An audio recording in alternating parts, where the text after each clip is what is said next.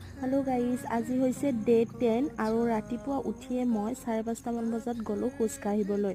আজি বহু সময় খোজকাঢ়িলোঁ আৰু অকণমান দৌৰিলোঁ। আহি এয়া খাইছোঁ গৰম পানী। আজি যদিও বহুবাৰ খোজকাঢ়িছোঁ আৰু তথাপিও কিন্তু আজি মোৰ ডায়েটটো মেইনটেইন নহ'ল আৰু এয়া আহি খাইছোঁ ৰুটি আৰু অকণমান ভাজি।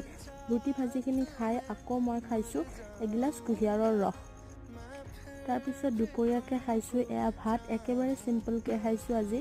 কণী অকণমান আৰু বিলাহী পোৰা, লগতে দালি চালাড, এইখিনিয়ে খাইছোঁ আজি, বেছি খোৱা নাই।